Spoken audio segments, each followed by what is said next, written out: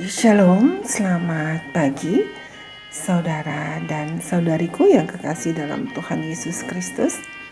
Mari kita mendengarkan renungan pagi dari buku Jangan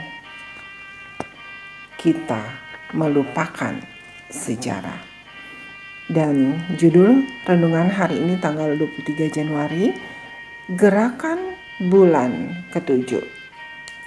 Ayat inti terdapat dalam kitab Imamat 23 ayat 27. Demikian firman Tuhan. Akan tetapi pada tanggal 10 bulan yang ketujuh itu ada hari pendamaian. Mari kita dengarkan uraiannya. Pengharapan timbul kembali di antara para penganut ajaran Miller, penanti kedatangan kedua kali yang telah menjadi agak lesu pada bulan Agustus 1844,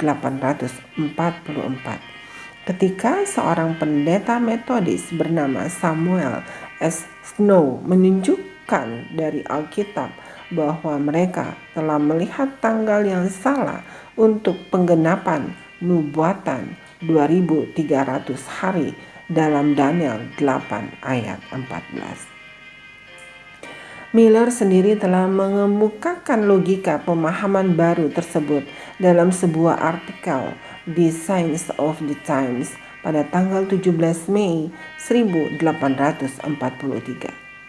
Saat itu ia berpendapat bahwa kedatangan Kristus yang pertama telah menggenapi perayaan musim semi dalam tahun upacara yang ditetapkan dalam Imamat 23. Tetapi perayaan musim gugur atau bulan ketujuh perlu dihubungkan dengan kedatangan Kristus yang kedua. Logika itu cukup masuk akal.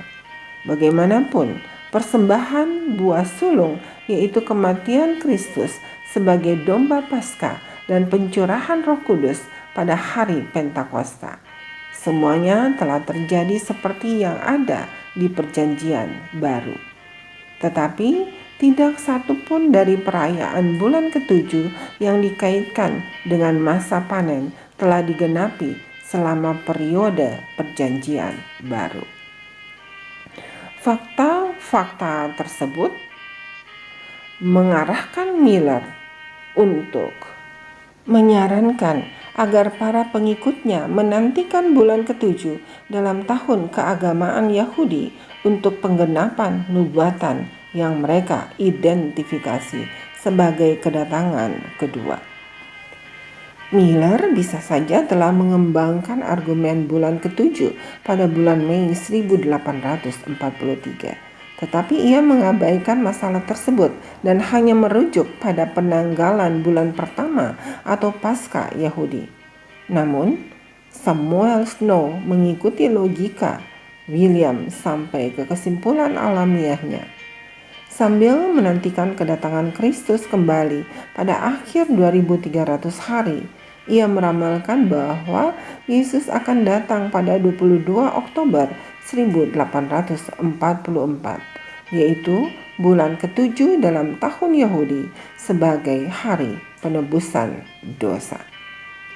Snow pertama kali menerbitkan temuannya dalam The Midnight Cry pada 22 Februari 1844. Tetapi tidak seorang pun siap mendengarkannya. Baru pada Agustus, semua orang mulai mendengarkannya.